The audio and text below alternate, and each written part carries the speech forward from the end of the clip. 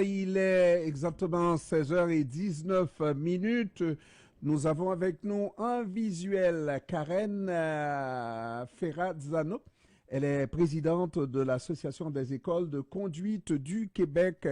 Bon après-midi, Madame Ferrazzano. Bon après-midi. Ça va bien, Madame Ferrazzano? Ça va bien, vous? Oui, ça va toujours bien pour moi, même quand ça va mal, Madame Ferrazzano, hein? Puisqu'on cherche à résoudre les problèmes quand ça va. Disons que nous sommes, nous les hommes, les humains, toujours en quête de solutions à nos problèmes. Et ça sera toujours et jusqu'à la fin de nos jours, pas vrai? Exactement. Bon, alors parlez-moi de ces écoles de conduite, parce que moi-même, lorsque j'ai pris mon cours de conduite, ça fait il y a longtemps, n'est-ce pas? On n'avait jamais entendu parler d'angle mort créé par ce pilier A, hein? Pourquoi pas par le pilier B? Je ne sais pas, mais il y a deux piliers majeurs dans la voiture, surtout dans les VUS, n'est-ce pas? Et ça crée ce qu'on appelle un angle mort dans la voiture. Expliquez-nous la chose. Effectivement. Donc, les piliers A, c'est les deux côtés qui tiennent justement la vitre avant de la voiture. Et dans le temps, on n'en parlait pas peut-être autant. On en parlait, mais pas autant parce que c'était beaucoup plus petit. Aujourd'hui, étant donné qu'il y a des sacs gonflables qui sont dedans pour protéger justement les passagers et le conducteur de la voiture, donc ça fait que c'est un peu plus gros. Et étant donné que c'est plus gros, ben ça crée justement un angle mort. On peut avoir une personne qui est debout dans cette zone-là et qu'on ne peut pas voir. Surtout, tu sais, ça peut être une petite personne, quelqu'un à bas âge, mais aussi ça peut être une personne adulte aussi qui est faite un peu plus petite qu'on ne peut pas voir. Donc, Mhm. en tournant à droite ou à gauche, ça nous crée justement un angle mort extra à regarder. Donc, c'est plus toujours le même angle mort qui est juste au-dessus de notre épaule, mais ces deux piliers A créent encore un angle mort de plus dans la voiture. Et je dois vous dire que normalement, je devrais reprendre un cours de conduite parce que dans ma tête, c'est tellement loin, on dirait que l'angle mort, c'était dans mon rétroviseur, n'est-ce pas? Et c'est juste en regardant qu'on ne voit pas, ça veut dire qu'il peut y avoir quelqu'un, mais une voiture aussi, en essayant de tourner de notre côté qu'on ne voit pas, et c'était seulement l'angle mort. Alors que aujourd'hui, on parle d'angle mort. L'explication que vous nous donnez, c'est Oui, en avant de nous. oui, oui, effectivement.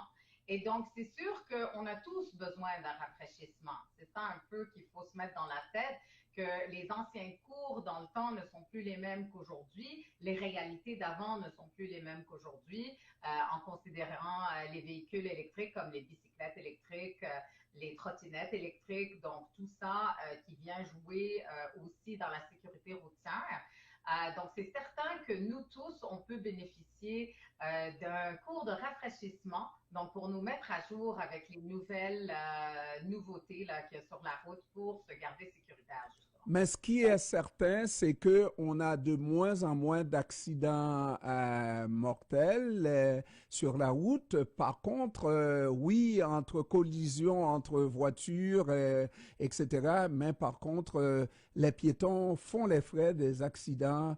Et ça, je pense que c'est vraiment le moment de se rafraîchir ou d'apprendre ou qu'il y a des précautions encore à prendre et je pense que les écoles de conduite sont en tête de liste concernées par cette nouvelle situation, pas vrai? Oui, effectivement. Et donc, pourquoi est-ce qu'il y a malheureusement des accidents avec des piétons ou des cyclistes? C'est toujours l'angle mort aussi qui joue en effet. Ce qu'il faut comprendre, c'est que quand on est un conducteur, on tombe avec des habitudes, un automatisme, et des fois, on n'a pas utilisé notre ses clignotants, il n'y a rien eu. On n'a pas utilisé notre clignotant, il n'y a rien eu. On s'habitue à ne pas l'utiliser. Donc, on n'a pas regardé notre angle mort, il n'y a rien eu. On n'a pas regardé notre angle mort, il n'y a rien eu. On perd cette habitude justement de regarder les angles morts. Et aujourd'hui encore dans les voitures, il y a beaucoup de nouveaux de nouvel équipement, si vous voulez, donc qui vient nous dire qu'il y a quelqu'un dans notre angle mort et tout. Donc, on est encore porté moins à regarder dans nos angles morts, Mais ceci est une faute parce que des fois, si l'auto fait erreur et elle ne détecte pas justement la personne ou la voiture qui est dans notre angle-mort, ben on ne regarde plus, puis c'est là qu'on a justement les surprises.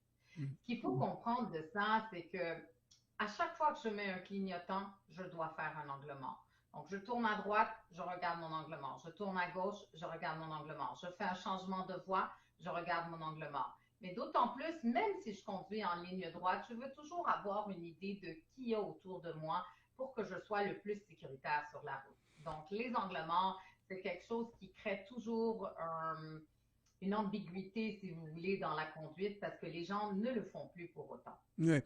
Et parce que quand on est sur la route, on doit être en communication, mais constante avec les confrères, les automobilistes, les consoeurs, n'est-ce pas, en auto, mais aussi les piétons. Essayer de voir ce qui se passe parce que, bon, on ne prend souvent pas conscience qu'on a une arme de destruction massive lorsqu'on a un véhicule très lourd, n'est-ce pas, en vitesse et qui peut faire, il va sans dire, des blessés graves et même des morts. C'est ça, des gros dommages. Donc, on travaille dans le nouveau, dans le PASR du gouvernement, on travaille beaucoup sur le mental de la personne. Donc, comment penser, bien regarder, bien vérifier. Donc, on travaille beaucoup, beaucoup avec les élèves et tous les nouveaux apprenants pour les emmener à prendre un bon jugement sur la route, un bon jugement pour être sécuritaire sur la route. Donc, on a tout un module justement dans le cours de conduite qui parle du partage de la route. Comme vous dites, on partage avec des piétons, avec des cyclistes. Et maintenant, ce n'est plus les cyclistes qu'on avait anciennement. Comme je vous dis, c'est des choses qui sont plus électrifiées maintenant. Mm. Aussi, on partage avec des véhicules lourds aussi. Donc, des autobus scolaires, des autobus de ville. Donc, il faut vraiment avoir une belle attitude calme en conduite pour pouvoir bien anticiper, déceler les choses et pouvoir être sécuritaire. Madame Ferrazzano, c'est difficile de parler de conducteurs d'un côté, comme quoi bon, on est dans la catégorie des conducteurs, et parler de piétons de l'autre côté, et puis ils vont rester piétons tout le temps, parce que c'est très juste que nous sommes un moment conducteur, un autre moment piéton. Cela dit, moi je regarde certaines fois l'attitude des piétons qui ne s'assurent pas d'être vus avant de traverser la route par le conducteur et d'avoir un acquiescement de la tête du conducteur, à savoir, oui, vous pouvez passer, et qui prennent leur droit, oui, c'est leur droit de traverser. Mais êtes-vous sûr d'avoir été vu, d'être vu par celui qui conduit et qui peut causer un accident? Je pense que même les piétons devraient prendre un cours de conduite aussi. Absolument. Parce que malheureusement, ce que vous dites est vrai. Donc, les piétons ne font pas attention. Et aujourd'hui, avec ce petit truc électronique, le téléphone, où les gens sont toujours en train de texter ou de regarder quelque chose, donc les piétons, des fois, ne se lèvent même pas la tête pour changer même de direction. Donc, c'est important si vous faites un appel aujourd'hui, c'est très bon, de dire aux piétons qu'ils doivent être aussi vigilants que les conducteurs. Parce que oui, on est vigilant en tant que conducteur, mais aussi ça prend une